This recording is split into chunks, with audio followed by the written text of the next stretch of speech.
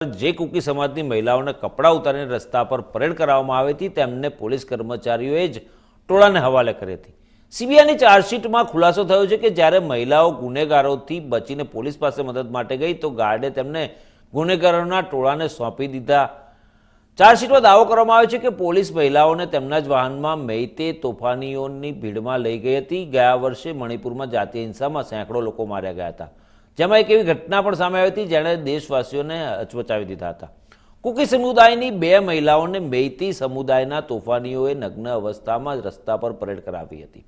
આ ઘટનાનો video social media પર વાયરલ થયો હતો। આ વિડીયો ઘટનાના લાંબા સમય બાદ સામે આવ્યો હતો। આ સમગ્ર ઘટના પર સીબીઆઈએ પોતાની ચાર્જશીટમાં મોટા ખુલાસા કર્યા છે। સીબીઆઈ ચાર્જશીટમાં કહ્યું છે કે બંને મહિલાઓ પર સામૂહિક બળાત્કાર કરતા પહેલા તેમને કપડાં ઉતારીને રોડ પર પરેડ કરાવવામાં આવી હતી।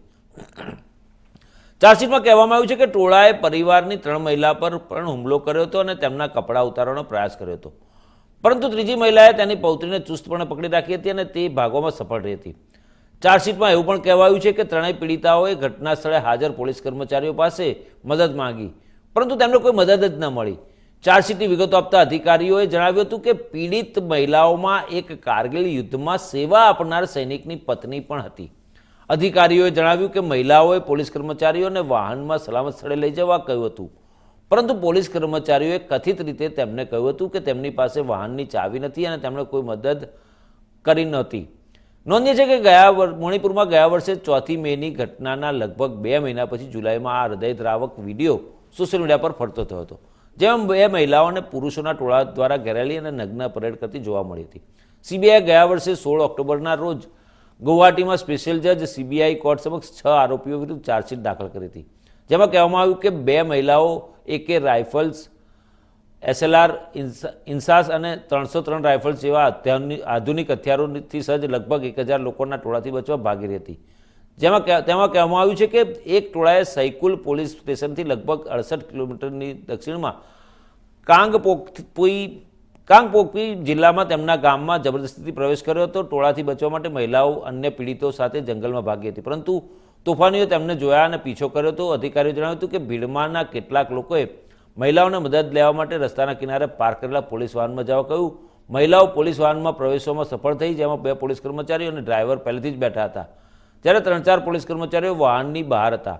એક પુરુષ પીડિત પણ વાહનની અંદર પ્રવેશવામાં સફળ રહ્યો હતો અને ડ્રાઈવરને સલામત સ્થળે લઈ જવા માટે વિનંતી કરી હતી, પરંતુ તેની પાસે કોઈ ચાવી ન હોવાનું પણ કહેવામાં આવ્યું હતું।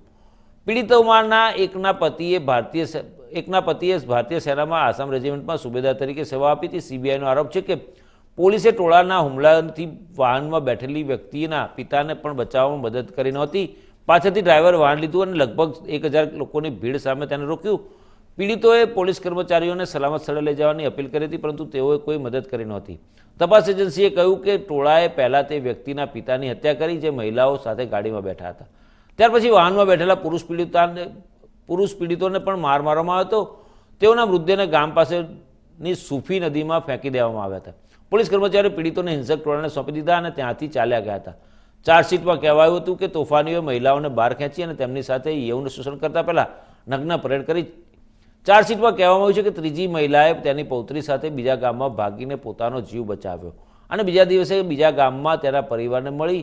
સીબીઆઈએ હુઈરેમ હેરેદાસ મેઇતી અને અન્ય 5 વિરુદ્ધ ચાર્જશીટ દાખલ કરી છે અને એક કિશોર વિરુદ્ધ રિપોર્ટ પણ દાખલ કર્યો છે। મણિપુર પોલીસે જુલાઈમાં હેરોદાસની ધરપકડ કરી હતી। સીબીઆઈએ જણાવ્યું હતું કે આરોપીઓ પર ભારતીય દંડ સંહિતાની વિવિધ કલમો હેઠળ આરોપ લગાવવામાં આવ્યા છે, જેમાં ગેંગરેપ, હત્યા, મહિલાની ગરિમાને ઠેસ પહોંચાડવી અને ગુનાહિત ષડયંત્રને લગતી કલમોનો સમાવેશ થાય છે।